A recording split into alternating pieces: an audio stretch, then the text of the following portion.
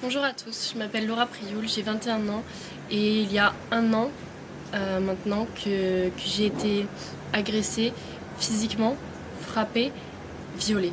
Ça fait un an que je me cache des médias, un an que je me cache de tout le monde, mais que tout le monde parle de moi. Je n'ai jamais parlé parce que je ne voulais pas faire le buzz, parce que j'avais peur, parce que je ne veux pas entendre parler de moi comme ça, parce que je me sens vraiment salie par cette histoire. Tout le monde est au courant, tous mes amis, toute ma famille, tout le monde sait ce qui s'est passé pour moi. Et c'est vraiment très dur à accepter. Donc maintenant, je vais être cash et je vais vous dire ce qui s'est passé sans vraiment rentrer dans les détails. J'étais en boîte de nuit sur Paris. Il se trouve que mon agresseur était aussi là. On a passé une super soirée, vraiment très gentil, à m'inviter à sa table, à boire un verre, etc. Je ne buvais que de l'eau. Lui, il buvait de l'alcool, beaucoup d'alcool. Donc par la suite, il me propose d'aller dans une deuxième boîte de nuit. Je me soucie du fait de comment je vais rentrer chez moi. Il me dit qu'il a des chauffeurs privés, qu'il me fera ramener, etc. Donc très bien. On part pour cette deuxième boîte de nuit. Au final, une voiture se gare à côté de nous, des paroles sont échangées en arabe, je n'y comprends strictement rien du tout. Je demande à mon agresseur ce qui se passe et il m'explique qu'on va finir en fait la soirée dans un hôtel, dans l'hôtel de son ami, parce que la boîte de nuit n'est pas très bien. Soit. Étant déjà dans le taxi, envie de continuer à m'amuser avec cette personne, envie de découvrir vraiment qui c'est, etc. J'accepte le fait d'aller dans cet hôtel. Donc on arrive à l'hôtel, nous sommes 4 personnes, une fille, un homme, mon agresseur et moi. Donc dans cet hôtel, nous continuons à faire la fête, à s'amuser, à rigoler, à regarder des vidéos. On a dû quitter la chambre d'hôtel en fait parce qu'on faisait du bruit et il nous a dit oui, dans ma chambre d'hôtel on peut y aller, on peut faire du bruit, j'ai tout l'étage, personne nous entendra, alors on peut continuer là-bas. Donc très bien, on décide de tous aller là-bas. Donc je demande à la fille si elle vient et au mec, ils me disent que oui, qu'ils doivent parler avant, qu'ils vont arriver, qu'ils prendront un autre taxi. Donc nous on descend, on prend un premier taxi, on va à l'hôtel, persuadés que les personnes allaient nous rejoindre à l'hôtel pour continuer cette fête, on va dire. J'y vais sereinement. Donc une fois dans la chambre, on met de la musique. On continue à danser, à faire la fête et on était proches et à un moment on s'est tous les deux embrassés en fait et il a voulu me rembrasser et j'ai tourné la tête et ça lui a pas plu. Je me suis fait frapper d'un coup et je n'ai pas vraiment compris ce qui se passait sur le moment parce que dans ma tête tout était beau et tout se passait bien. J'ai voulu me défendre et cette personne m'a refrappée. Je n'arrivais rien à faire, rien du tout. Il était vraiment trop fort pour moi, sur moi, à me frapper et cette personne a fini par me violer. Donc après m'avoir frappée et violée, je me suis enfermée dans la salle de bain. Il fallait que je retourne dans la chambre parce qu'il y avait mon téléphone, je devais prévenir quelqu'un, je devais appeler quelqu'un, il me fallait de l'aide, je ne pouvais rien faire et je suis rentrée dans la chambre. Il se trouve qu'il était normal, il me demandait mais pourquoi tu pleures, pourquoi tu t'es blessée, qu'est-ce que tu as fait, est-ce que tu veux de la glace? Il a appelé pour qu'on m'emmène de la glace, vraiment très bizarre. Une autre personne complètement et du coup je prenais mes affaires doucement, j'essayais de me rhabiller doucement pour pas réveiller la bête en lui on peut dire et après avoir pris mes affaires je lui ai regardé dans les yeux et je lui ai dit mais tu es un monstre parce que je devais le dire et c'était vraiment très bizarre comme action, on peut dire. Et après lui avoir dit que c'était un monstre, il m'a poussé violemment sur le lit et a arraché mon vêtement qui était vraiment tout arraché. J'étais vraiment sans t-shirt. Il a essayé de me revioler en me touchant, étant couché sur moi, sauf que j'ai saisi sa gorge pour le stopper en fait. Je l'ai étranglé et il en a fait de même, il m'a étranglé aussi, mais il serrait tellement fort que je n'arrivais vraiment plus à respirer. Et honnêtement, je vais vous dire, j'ai eu vraiment très peur pour ma vie, j'ai eu vraiment peur de finir comme ça parce que je ne pouvais plus respirer. Je voyais noir, des étoiles, je venais de recevoir je ne sais combien de coups et je venais de me faire violer. Je me suis dit que c'était fini pour moi. Sauf que j'ai réussi à basculer mon agresseur du lit en l'étranglant et en le poussant, et j'ai réussi à m'enfuir de la chambre en courant. Il y a une personne qui m'a aidée dehors. Après, je me suis enfermée avec une femme de ménage dans une chambre qui m'a aidée. Les secours sont venus, la direction de l'hôtel est venue me donner des vêtements, la police est venue. Lui était enfermé dans la chambre, ils l'ont embarqué au poste de police, on m'a embarqué au poste de police, on nous a embarqués au même dans 2 voitures séparées pour pas qu'on se recroise, etc. Arrivé au poste de police, j'ai porté plainte, on va dire, mais ce n'était même pas réfléchi de ma part. Au poste de police, on m'a dit bah voilà, qu'est-ce qui se passe? J'ai tout dit et j'ai pas eu le temps de réfléchir, de savoir si je voulais porter plainte, si je voulais pas porter plainte, ce que je voulais faire, ce que je voulais pas faire. J'ai pas eu le temps de tout ça. Donc après avoir porté plainte, j'ai été emmenée à l'hôpital pour soigner mes blessures, pour me faire des tests ADN, faire des tests alcoolémie, faire des tests pour la cocaïne, faire toutes sortes de tests. J'y suis allée le jour même, j'y suis retournée le lendemain. J'ai eu un médicament à prendre pendant 1 mois qui me détruisait l'estomac, vraiment pour pas avoir de maladie, etc. Parce que oui, cette personne ne s'est pas protégée, bien évidemment. Quand j'étais chez moi, je me pliais de douleur tellement ce cachet me faisait mal. Et c'était dur. Je n'arrivais pas à le dire à ma mère. Parce que c'est trop dur de dire quelque chose de tel à sa mère.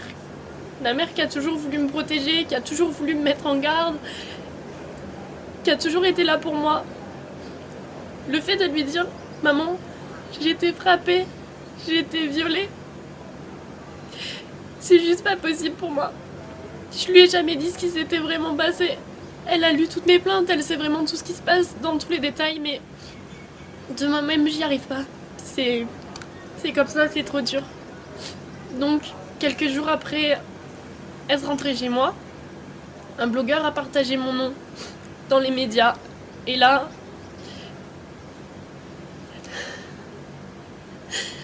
j'ai toute ma vie, on peut dire, qui s'est écroulée ce jour-là.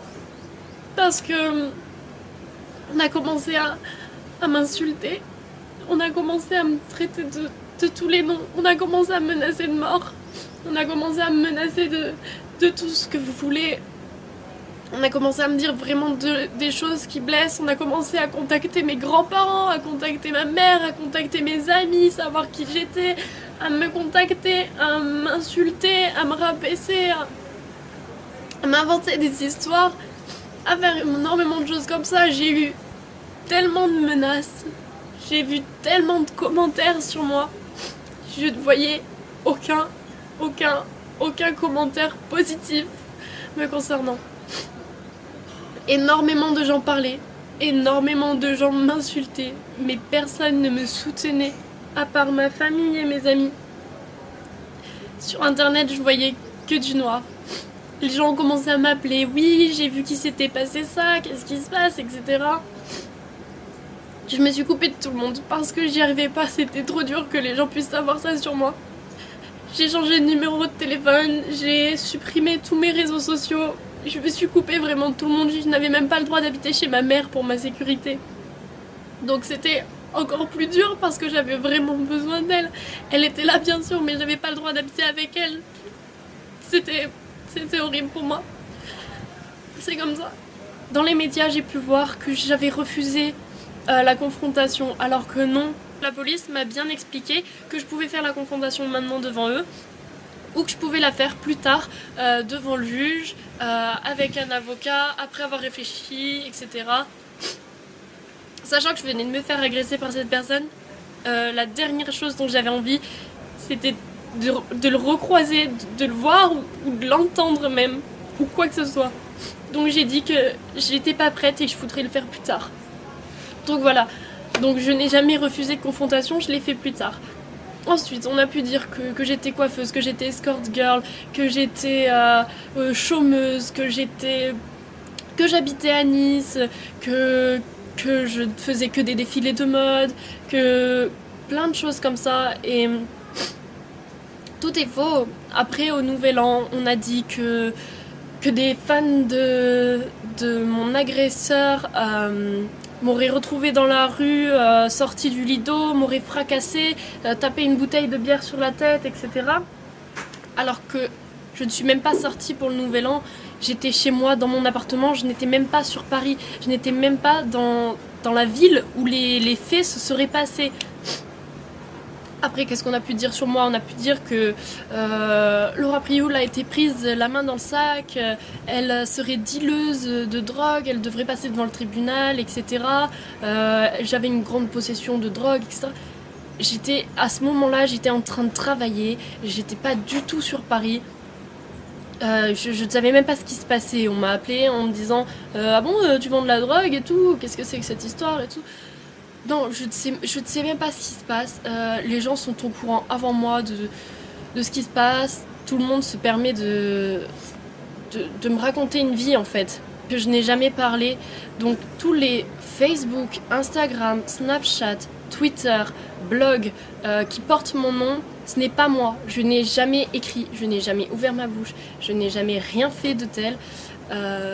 Au jour d'aujourd'hui, oui j'ai peur, oui je fuis la ville parce que je n'arrive pas à sortir. J'ai peur qu'on me reconnaisse dans la rue, j'ai peur qu'on m'agresse, j'ai peur que toutes ces menaces soient mises à exécution, j'ai peur de croiser quelqu'un qui pourrait dire ah mais c'est elle, j'ai peur qu'il se passe quoi que ce soit, j'ai peur pour ma sécurité, j'ai peur pour la sécurité de ma famille, j'ai peur pour la sécurité de mes proches.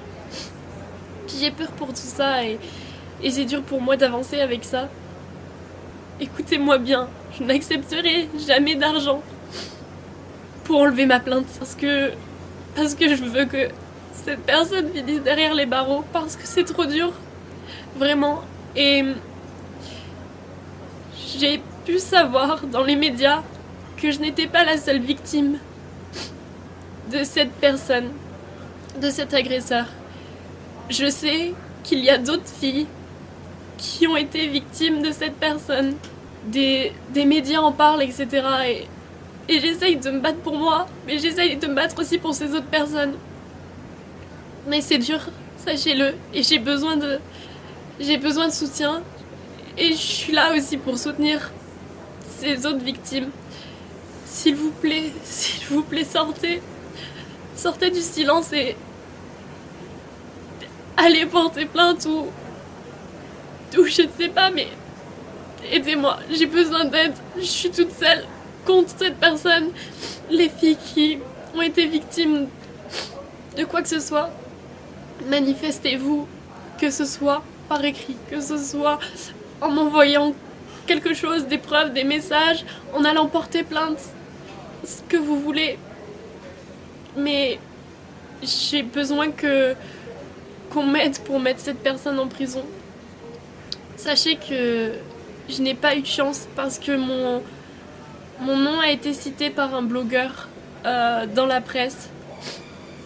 Parce que j'étais avec une connaissance de ce blogueur dans la soirée. Donc de suite, ça a fait un scandale autour de mon nom. Mais en France, vous êtes vraiment protégés. Personne ne pourra connaître votre identité si vous portez plainte. Même votre famille peut ne pas être au courant du fait que vous ayez porté plainte pour telle ou telle raison. Rien ne sera médiatisé, vous n'aurez pas de menaces, vous n'aurez pas de journaux sur le dos, vous n'aurez pas tout ça, vous serez vraiment protégés. J'ai juste besoin de vous, j'ai besoin qu'on se réunisse tous ensemble et qu'on le mette derrière les barreaux parce qu'ils le méritent. C'est tout. C'est tout ce que j'avais à dire. L'adresse que je vais vous écrire, c'est la mienne. C'est la seule sur laquelle vous devez écrire. Voilà, maintenant, j'ai dit ce que j'avais à dire et